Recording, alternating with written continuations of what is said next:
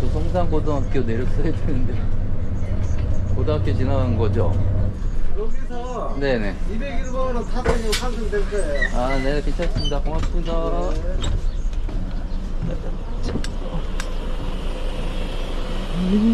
뜨거워.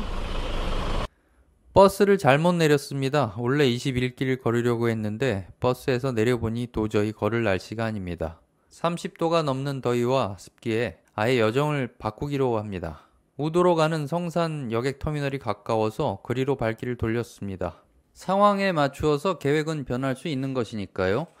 중요한 것은 현재의 상황을 정확하게 판단하는 것입니다. 안녕하세요, 캡틴 K입니다.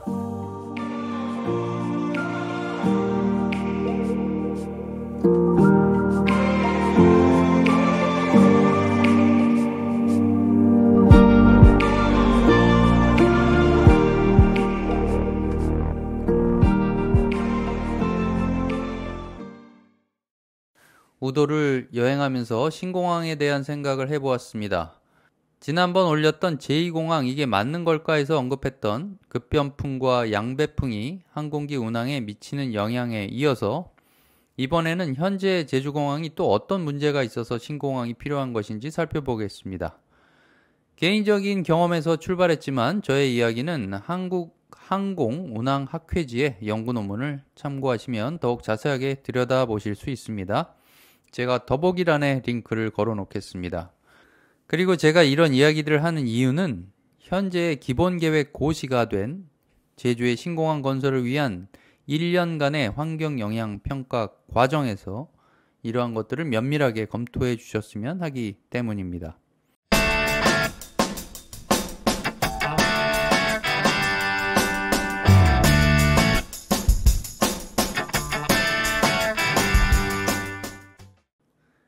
현재 제주공항의 상황을 살펴봅니다. 첫 번째 문제는 제주공항의 지연 운항의 원인 중 24.8%가 기상현상과 관련된 것이고 그 중에 급변풍과 양배풍에 의한 복행과 회항이 그 원인이라는 것을 지난번 영상에서 살펴보았습니다. 이번에는 측풍에 대해서 설명드리겠습니다. 지난번에는 뒤에서 부는 바람에 대해서 말씀드렸다면 이번에는 옆에서 부는 바람입니다. 크로스윈드 랜딩은 조종사들이 가장 집중력을 가지고 수행하는 상당히 난이도가 있는 어려운 조작에 해당합니다. 그래서 측풍 성분에 30나트의 제한치가 있고 이런 제한치는 활주로의 상태에 따라 달라집니다. 비가 오거나 눈이 오는 정도에 따라 제한치는 낮아지는 것이죠.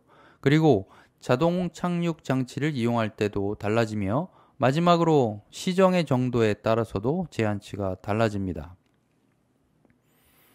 국제민간항공기구 아이카오 발간 안엑스 14 기준에 따르면 1500m 이상 활주로를 설치 운영하는 공항은 측풍 성분이 20나트를 초과하는 바람이 공항 운영 시간의 95%를 초과하지 않아야 한다고 규정하고 있을 정도로 측풍은 공항 활주로 방향 설계 및 항공기 안전 운항에 대한 매우 중요한 요소로 인식되고 있습니다. 신공항 건설을 위한 환경 영향 평가 시에 이런 점들이 정확하게 조사되었으면 좋겠습니다.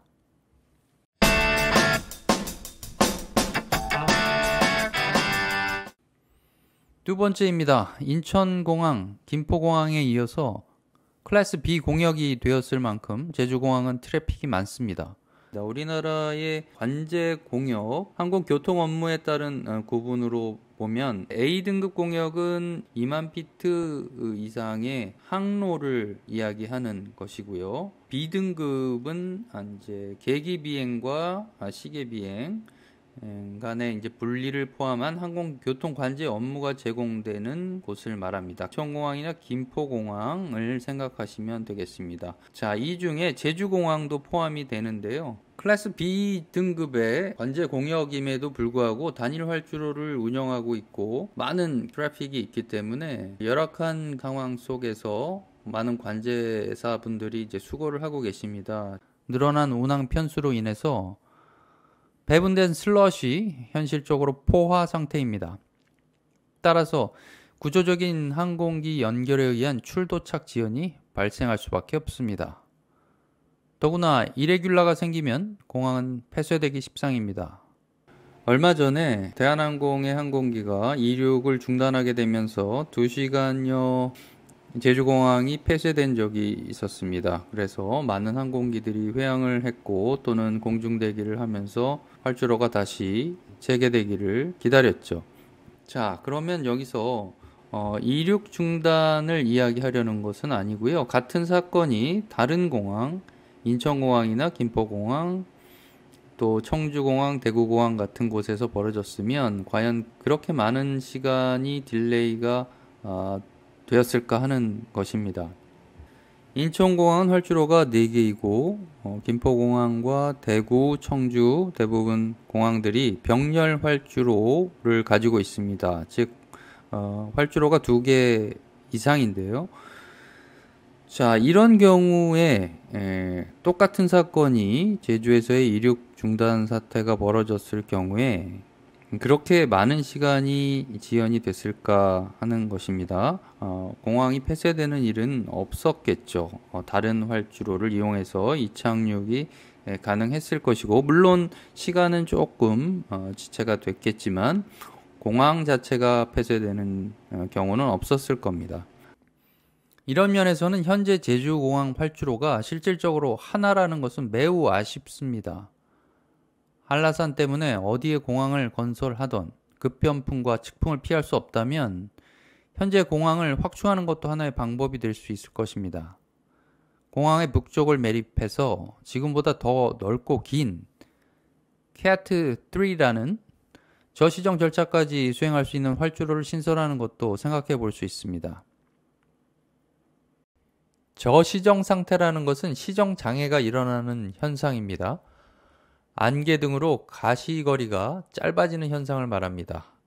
우리나라 내륙에서 발생하는 안개는 새벽에 지면과 근처의 공기가 차갑게 식으면서 발생하는 복사무인데, 제주공항에서는 따뜻하고 습윤한 공기가 차가운 수면 위로 이동할 때 해무가 발생합니다. 복사무 같은 경우 해가 뜨면 사라지지만 해무는 낮에도 없어지지 않고 바다 위에 넓게 분포하면서 바람을 따라 이동하기 때문에 항공기의 비정상 운항에 가장 영향이 큽니다. 제주는 봄철에 해무가 자주 발생합니다. 봄철에 또 고사리 장마라는 게 있는데, 제주에 꽃이 피고 질 무렵에 자욱한 안개비가 내리는 짧은 봄장마입니다. 고사리는 잘 자라겠지만 항공기 운항에는 좋지 않겠죠. 캣 3 운항이란 항공기의 계기 착륙 시스템 중에서 가장 높은 수준의 자동 착륙 절차를 의미합니다. 이 시스템은 기상 상태가 매우 안 좋거나 시정이 극도로 제한된 상황에서도 항공기가 안전하게 착륙할 수 있도록 도와줍니다. 캣 3는 다시 세부적으로 캣 3A, 캣 3B, 캣 3C로 나뉩니다. 캣 3C까지는 현실적으로 어렵고, 우리나라의 인천공항은 캣 3B가 가능한 공항인데, 활주로가 75m의 시정만 확보되면 항공기의 완전히 자동화된 착륙 시스템에 의존해서 안전한 착륙이 가능합니다. 이 시스템을 사용하려면 항공기뿐만 아니라 공항과 항공사도 캣 3에 맞는 장비와 인증을 갖추고 있어야 하며, 조종사도 특별한 훈련을 받아야 합니다. 캣 3는 악천후나 안개가 자주 발생하는 지역에서 항공기 운항의 안정성을 크게 높이는 중요한 기술입니다. 저는 우리나라의 큰 자랑으로 한글과 인천공항을 꼽습니다. 그만큼 인천공항은 바르셀로나의 가우디 성당 같은 전 세계 공항 중에 마스터피스라고 할 만한 공항입니다. 그런 공항을 만든 나라에서 제주공항의 새로운 탄생도 또 하나의 명작이 되길 기대해 봅니다. 끝까지 들어주셔서 감사합니다. 캡틴 K였습니다.